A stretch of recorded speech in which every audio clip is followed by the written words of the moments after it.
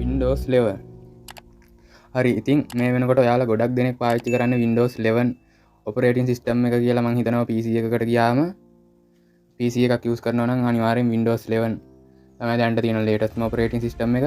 මේ Windows 11 පාවිච්චි කරද්දී ඔයාලට එන ලොකුම ගැටලුවක් තමයි කම්පියුටර් එක slow වෙන එක. ගොඩ දෙනෙක් මට message දාලා ආනවා කම්පියුටර් එක slow වෙනවා Windows 11 ගැහුවට පස්සේ මේකට විසඳුමක් කියලා දෙන්නකෝ කියලා. ඉතින් ඒ අයට තමයි අද වීඩියෝ එක ගෙනාවේ. අපි බලමු කොහොමද Windows 11 ස්පීඩ් අප් කරගන්න කියලා. Windows 11 විතරක් නෙවෙයි Windows 8, Windows 10 වගේ තියෙන කට්ටියටත් මේ වීඩියෝ එකෙන්ම වැදගත් වෙයි. ඒකෙත් මේ විදිහටම setting හදාගන්න පුළුවන්. හරි එහෙනම් අපි වැඩි කතා නැතුව වීඩියෝ එකට ගිහින් බලමු කොහොමද Windows 11 ස්පීඩ් අප් කරගන්න කියලා. එහෙනම් channel එක subscribe කරලා like එකකුත් දාලා set වෙන්න. හරි ඉස්සෙල්ලාම ඔයාලා Windows එක right click කරලා task manager එකට යන්න ඕන. මුලින්ම task manager එක open කරගන්න. ඊට පස්සේ task manager එකේ start up කියලා තියෙනවා අන්න එකට යන්න ඕන.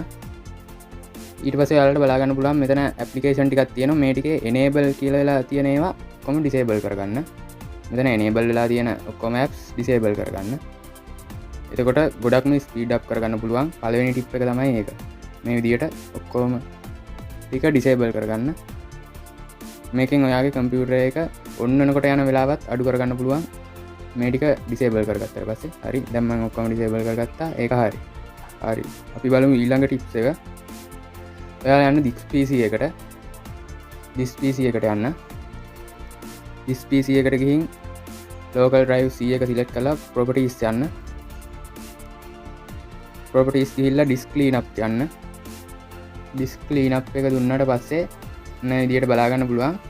ඔයාලා මෙතන temporary කියන එකටයි recycle bin එකටයි ටික් එක දාගන්න. අනිත් ටික් ටික් ඒවත් ඒ විදිහටම තියන්න ඉන්න.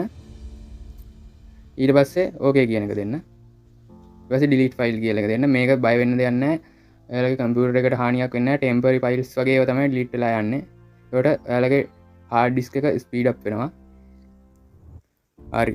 ඒ tips එකත් හරි. ඊළඟ tip එක තමයි Windows search එකට ගිහින් search කරන්න services කියලා. මෙන්න මේ විදිහට services කියලා search කරන්න. ඊට පස්සේ services කියලා එකක් ඒක open කරගන්න.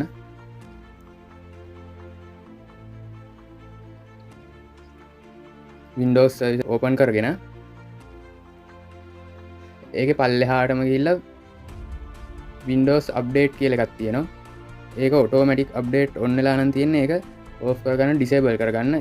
එතකොටත් background එකේ Windows update run වෙන්නේ නැති හින්දා speed up කරගන්න පුළුවන්. data ඉතුරු කරගන්න පුළුවන් මේ Windows update off කරන එක. Windows update මම දන්නවා ඔයාලට ලොකු කරදරයක් කියලා. ඒකත් විසඳ ගන්න හැකි Windows update එතන disable කියන එක දෙන්න. ඊට පස්සේ මෙතන background task කියන එක select කරලා ඒකත් disable කරලා දාන්න. එතකොට background එකේ process වෙන එක අඩු වෙනවා ගොඩක්ම. ඒකෙනුත් ස්පීඩ් අප් කරගන්න පුළුවන් RAM එක ඉතිරි වෙන හින්දා. හරි. ඊළඟට ඔයාලා යන්න setting වලට. Windows setting වලට යන්න. Windows setting වල තියෙනවා storage කියලා. Windows setting වල storage කියන එකට යන්න.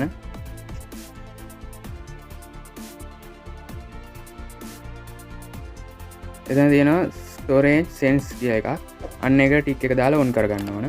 ඒක on කරගත්තාට පස්සේ temporary files හැදෙන ඒවා එහෙම බේම delete වෙලා යන system එකක් තමයි ඒකේ තියෙන්නේ. ඒක on කරගන්න. ඒක on කරගත්තමත් ඔයාගේ ඉඩ ඉතුරු කරගන්න වගේම speed කරගන්නත් පුළුවන්. හරි. ඊළඟට ඔයාලා ආයෙම setting වලට යන්න.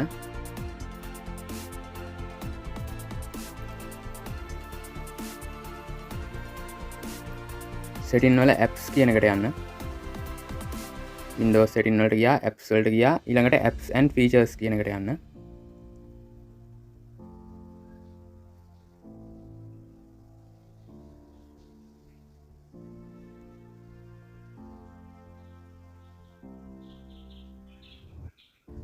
ඊපස්සේ මෙහෙම load වෙනවා app ටික. ඔයාගේ PC එකේ ඔක්කොම app ටික මෙතනින් load වෙනවා. මෙන්න මේ විදියට මගේ load වෙන ගමන් තියෙන්නේ. මෙතන බලාගන්න පුළුවන් ඔයාගේ PC එකේ run වෙන ඔක්කොම apps ටික. මෙතනින් ඔයාලට වැඩක් නැති පාවිච්චි කරන්න නැති ඔක්කොම apps uninstall කරලා දාන්න. මේ three dot එක click කරලා අවශ්‍ය නැති අප් එකේ 3 dot එක ක්ලික් කරලා uninstall කියන එක දීලා uninstall කරලා දාන්න වැඩකට නැති ඔක්කොම apps. right. ඊළඟට ඔයාලා search කරගන්න ඕන control panel කියලා. search කරගන්න Windows වල මම control panel කියලා search කරගන්නවා. ඊට පස්සේ control panel open කරගන්න.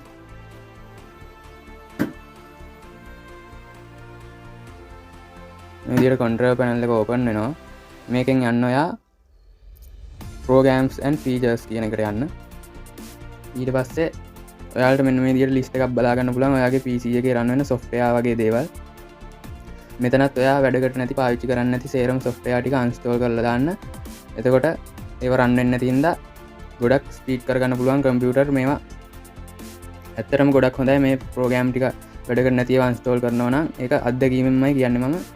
ගොඩක් ස්පීඩ් අප් කරගන්න පුළුවන් ඔයාගේ කම්පියුටර් එක. හරි ඊළඟට ඔයා සර්ච් කරගන්න Windows එක සර්ච් වලට ගිහිල්ලා temp කියලා මෙන්න මේ මම සර්ච් කරන විදිහට සර්ච් කරගන්න. මෙන්න මේ ලකුණු දෙපැත්තට දාලා temp කියලා සර්ච් කරගන්න. ඊට පස්සේ ඕපන් කරගන්නේ ෆයිල් එක. මෙතන ගොඩක් ෆයිල් බලා ගන්න පුළුවන් මේ වලට. මේ ඔක්කොම temporary files මේවා delete කරලා දාන්න ඔක්කොම delete කරලා දාන්න.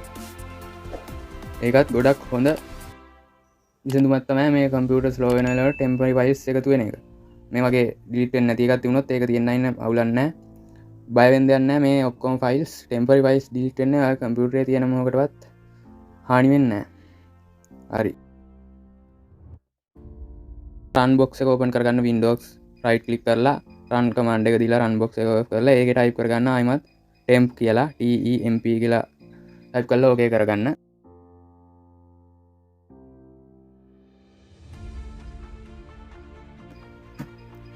ඊට පස්සේ මෙතෙන්ට continue දෙන්න. ඊට පස්සේ මෙතනින් file ටිකක් වෙන්න ඒ ටිකත් ඔයා delete කරලා දාන්න. මම කලින් කිව්වා වගේ බය වෙන්න දෙයක් නැහැ. මේ temporary files තමයි delete වෙන්නේ. මේවා හින්දා තමයි ගොඩක්ම PC එක slow වෙන්නේ. හරි. එහෙනම් මේ ක්‍රම ටික කරලා බලන්න. අත්දැකීමෙන් කියන්නේ PC එක speed up කරගන්න පුළුවන්. Windows 11, Windows 10 තිබුණත් ඔයාට මේ ටිකම කරන්න පුළුවන්. මේ ටික කරලා restart කරලා බලන්න. ඔයාට කලින් තිබුණට වැඩිය මාරම වෙනසක් බලා ගන්න පුළුවන් වෙනවා PC එකේ.